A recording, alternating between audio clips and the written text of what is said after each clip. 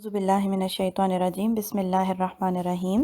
آج ہم نے پڑھنی آیت 196۔ یہ آیت جو ہے وہ حج اور عمرہ سے متعلق ہے۔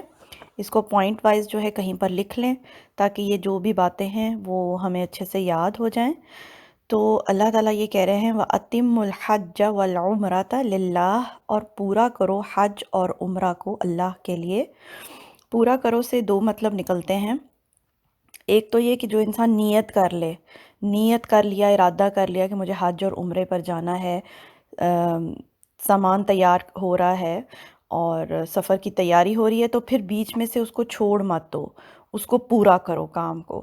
یا دوسرا مطلب یہ بھی نکلتا ہے کہ تم نکل گئے ہو حج اور عمرہ کے لیے تو پھر اس مقصد کو پورا کرو۔ جیسے عربوں کے اندر کیا ہو گیا تھا، حج اور عمرہ جو ہے وہ ایک تجارتی میلہ بن گیا تھا۔ دور دور سے لوگ آتے تو حج کی نیت سے تھے، لیکن آ کر وہی خرید و فروخت میں سارا دھیان۔ تو وہ اصل مقصد جو ہے ایک حج اور عمرہ کا، عبادت جو ہے، وہ اس کی طرف دھیان کروایا جا رہا ہے کہ اللہ تعالیٰ کہہ رہے ہیں کہ جس مقصد سے تم گھر سے نکلے تھے اس کو اسی مقصد سے پورا کرو۔ جیسے آپ یہاں سے تو حج کرنے گئے ہیں عبادت کی نیت سے، لیکن وہاں جا کر اب آپ کا سارا دھیان خرید و فروخت کی طرف لگ گیا ہے، تو اللہ کہہ رہے ہیں اس کو اللہ کے لیے پورا کرو۔ فَإِنْ أُحْصِرْتُمْ، پھر اگر تم روک لیے جاؤ کا کیا مطلب ہے؟ یعنی تم گھر سے نکل گئے حج اور عمرے کے لیے، لیکن کیا ہوا، خدا نخواستہ راستے میں ہی روک لیا گیا۔ اب آج کل کے زمانے میں کیا ہو سکتا ہے کہ آپ جہاز میں بیٹھے ہوئے ہیں، آپ نے احرام باندھا ہوا ہے، لیکن وہ جہاز جو ہے انہوں نے پہنچنے نہیں دیا، وہ وہیں پر راستے میں ہی کہیں روک لیا گیا۔ اللہ نہ کرے، خدا نہ خواستہ ایسی کوئی صورتحال ہو سکتی ہے۔ یہ صرف بتانا یہ مقصد ہے کہ اگر ایسا کچھ ہو جائے زندگی میں تو آپ کو پتہ ہونا چاہیے کہ اب اس کا کیا حکم ہے، اب کیسے اس کو کرنا ہے۔ تو آپ کا جہاز نکل گیا حج اور عمرے کے لیے، لیکن راستے میں کہیں اور انہوں نے اتار لیا جہاز، یا آپ وہاں مکہ کے بارڈر پہ پہنچے اور وہاں سے آپ کو واپس بھیج دیا گیا۔ جیسے اب آپ دیکھیں کہ یہ جب کرونا کا مسئلہ سٹارٹ ہوا ہے تو بہت سارے عمرہ کرنے کے لیے لوگ وہاں پہنچے ہوئے تھے، اور انہوں نے وہاں سے بارڈر سے ہی ان کو واپس بھیج دیا، کیونکہ انہوں نے بارڈر بند کر دیے تھے، عمرہ بند کر دیا تھا۔ تو وہ لوگ جو احرام میں تھے وہ واپس آئے ہیں، فلائٹس واپس آئی ہیں۔ تو یہ بات بتائی جا رہی کہ اگر آپ کو وہاں پر روک لیا جائے، فَمَسْتَيْسَرَ مِنَ الْهَدْيِ، تو پھر جو میسر آئے قربانی میں سے، ہدی کہتے ہیں قربانی کو۔ تو اب یہ کفارہ بتایا جا رہا ہے کہ اگر تم وہاں نہ پہنچ سکو، لیکن تم نے باندھا ہوا ہے اور تم گھر سے نکل گئے ہو حج اور عمرہ کے لیے، تو ایک اور بات سمجھ لیجئے کہ حج تو فرض ہے لیکن عمرہ نفلی عبادت ہے۔ لیکن اگر آپ گھر سے احرام باندھ کر عمرے کے لیے نکل گئے ہیں تو وہ بھی پھر فرض ہو جاتا ہے۔ اس کی بہت سمپل سی مثال ایسے ہے، جیسے آپ نے نفل نماز کی نیت باندھی، گھر میں کوئی مہمان آ گیا تو آپ ایک رکعت پڑھ کے چھوڑ تھوڑی دیتے ہیں اس کو کہ مہمان آ گیا چلو چھوڑ دو، یہ نفل ہی ہے، نہیں، پھر اس کو پورا کیا جاتا ہے نا، نفل نماز کو بھی۔ اسی طرح اگر نفلی عمرہ ہے اور آپ نکل گئے ہیں گھر سے، احرام باندھ لیا، نیت کر لی ہے، تو پھر وہ بھی فرض ہی ہو جائے گا، پھر اس کو پورا کرنا ہے۔ نہیں پورا ہو سکے گا تو پھر آپ کو کفارہ دینا ہے، اور کفارہ کیا دینا ہے؟ نبی صلی اللہ علیہ وسلم نے ہمیں بتایا کہ اس کا کیا کفارہ ہے، کہ ایک جانور قربان کرنا ہے، اور جانور یعنی ایک بکرا یا پھر بڑا جو جانور ہے اس کا 7واں حصہ، وہ آپ کو قربان کرنا ہے، لیکن قربانی وہاں پر ہی ہوگی، منا کے اندر۔ اب آپ یہ لکھ لیں سارا کچھ، جیسے آپ گھر سے نکلے ہیں حج اور عمرہ کرنے کے لیے اور وہاں پہنچ نہیں سکے، کر نہیں سکے حج اور عمرہ، تو آپ اپنے جانور ادھر بھیج دیں، ٹھیک ہے؟ اور اللہ تعالیٰ کیا کہہ رہے ہیں، وَلَا تَحْلِقُوا رُؤُوسَكُمْ، اپنے سروں کو مت منڈواؤ۔ آپ کو پتہ ہے کہ قربانی ہوتی ہے اور اس کے بعد حج میں کیا ہوتا ہے، سروں کو منڈوانا ہوتا ہے، بال کاٹنے ہوتے ہیں۔ حَتَّى يَبْلُغَ الْحَدْيُ مَحِلَّهُ، یہاں تک کہ آپ کی قربانی جگہ پر پہنچ جائے، یعنی کہ آپ کو وہ قربانی جو کفارہ ہے وہ کہاں پر کرنا ہے، منا کے اندر ہی۔ اب اس کی یہ صورت بن سکتی ہے کہ آپ تو پہنچ نہیں سکے وہاں پر منا میں، تو کیا کریں، آپ اپنی قربانی کے جانور ادھر پہنچا دیں۔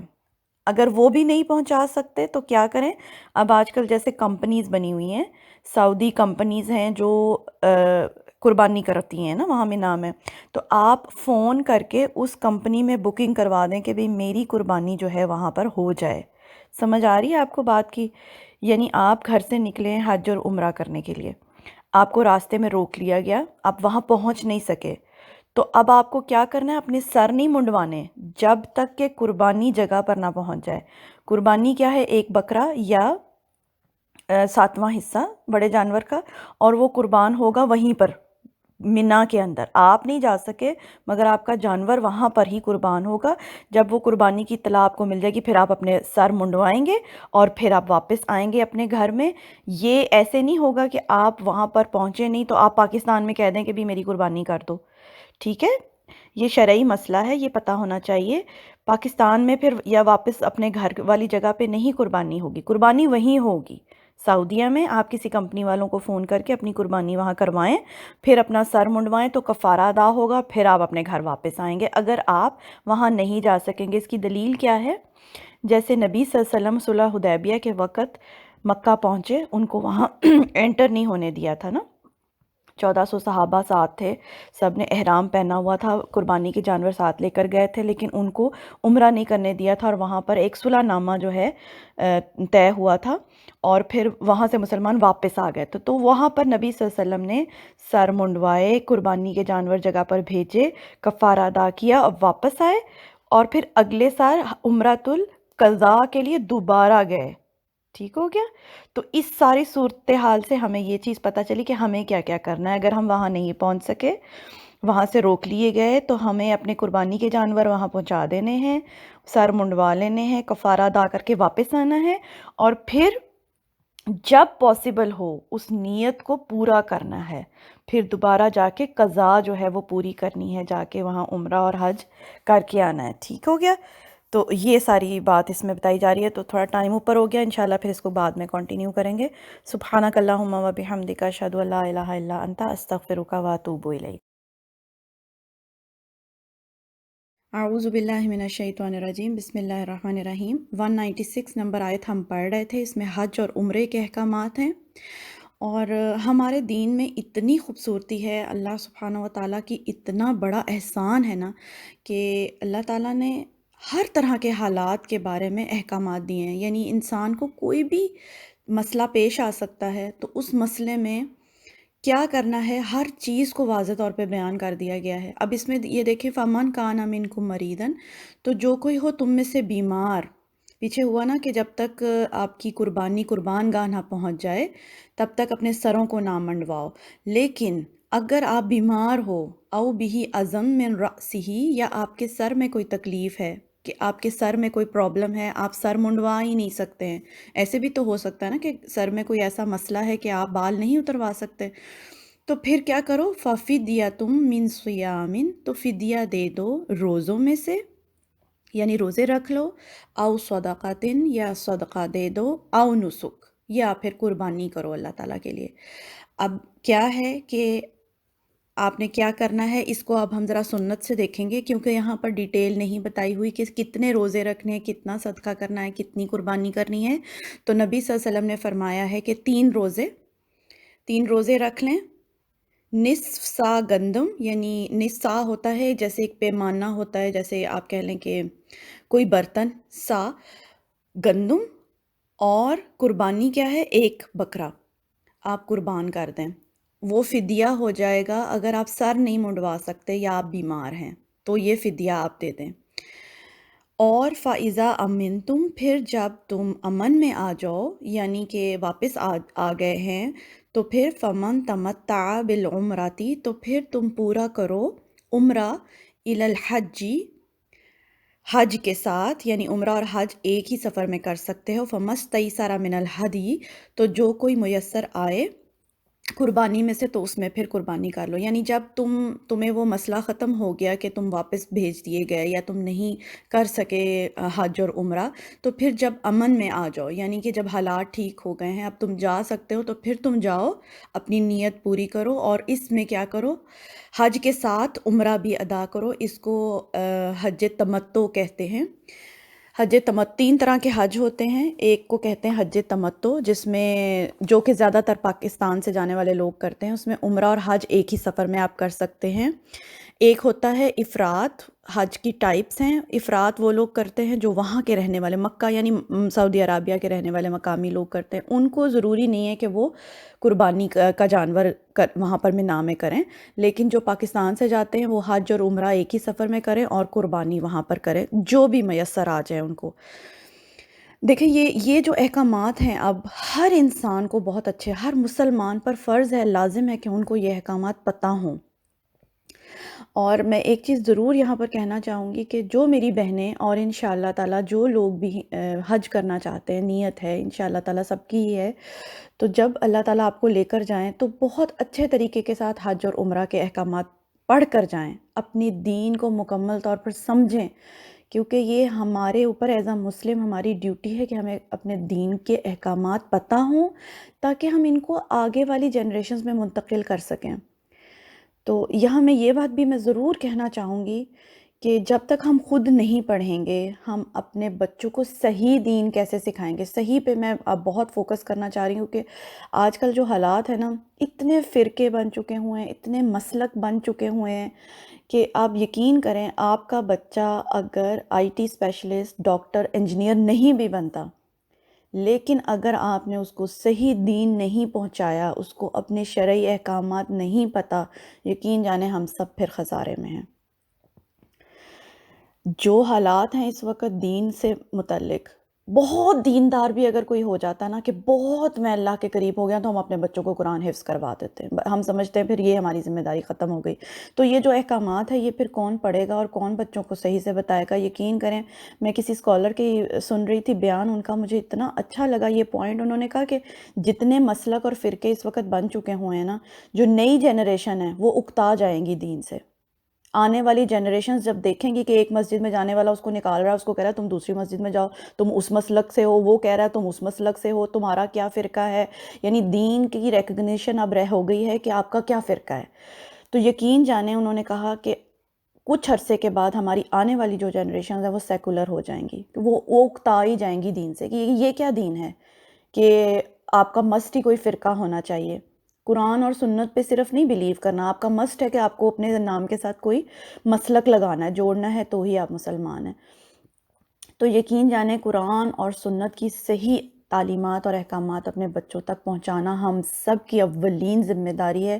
ہم نے اس چیز کو تو کوئی بہت ہی لائٹ لے لیتے ہیں کہ بس بچے ہماری اسکولنگ کر لیں، پڑھ لیں، لیکن دین جو ہے وہ ہم اس کو بہت ہی لائٹ لیتے ہیں کہ ہاں یہ سیکھ ہی لیں گے۔ نہیں، آج کے بعد ہم سب کی ایز اے مدرز یہ ڈیوٹی ہے کہ ہم اپنے بچوں کو صحیح دین کے احکامات پہنچائیں، انہیں صحیح طریقے سے پتہ ہونا چاہیے کہ ان کے رب نے ان کے لیے قرآن میں کیا احکامات لکھے ہیں۔ اب یہ جو حج کے بارے میں جتنے احکامات ہیں ان کو پلیز نوٹ ڈاؤن کر لیں، رائٹنگ میں کر لیں، کیونکہ جو چیز آپ لکھ لیتے ہیں وہ کبھی بھی نہیں بھولتی ہے، اور یہ سب چیزیں لکھی ہوئی ہونی چاہیے ہمارے پاس، تاکہ ہم جب بھی جائیں انشاءاللہ تعالیٰ تو ہمیں خود سے پتہ ہو کہ کس مسئلے کا کیا حل ہے۔ ٹھیک ہے، آج کے لیے اتنا ہی رہنے دیتے ہیں، اس کو کنٹینیو کریں گے آیت کو انشاءاللہ تعالیٰ۔ سبحانک اللہم و بحمدک، اشہد ان لا الہ الا انت، استغفرک و اتوب الیک۔ اعوذ باللہ من الشیطان الرجیم، بسم اللہ الرحمن الرحیم۔ آیت 196، آگے چلتے ہیں۔ فمن، تو جو کوئی لم نہ یجد پائے، فصیام ثلاثۃ ایام فی الحج، تو جو کوئی نہ پائے، کیا نہ پائے؟ پیچھے قربانی کا ذکر ہوا کہ جو عمرہ اور حج ساتھ میں کریں گے وہ اپنی قربانی وہاں پر مسٹ کریں گے۔ تو اب یہاں بات ہو رہی ہے کہ اگر قربانی نہ پائیں، نہ کر سکیں، یعنی کوئی غریب ہے انسان، اس کے لیے پاسبل ہی نہیں ہے کہ وہ قربانی کرے، وہاں پر حج کرنے گیا ہے لیکن قربانی کے پیسے نہیں ہیں اس کے پاس، تو ایسی بھی صورتحال بہت سارے لوگوں کے ساتھ ہوتی ہے کہ وہ ساری زندگی بیچارے حج کے لیے پیسے جمع کرتے رہتے ہیں، حج پہ تو چلے جاتے ہیں لیکن وہاں جا کر قربانی کرنے کے پیسے نہیں ہوتے، تو پھر ایسی صورت میں کیا ہوگا؟ فَصِيَامُ، تو اس کو چاہیے کہ وہ روزے رکھے، ثلاثتی، 3 ایامن، دنوں میں، فی الحج، حج کے دنوں میں وہ 3 روزے رکھے گا۔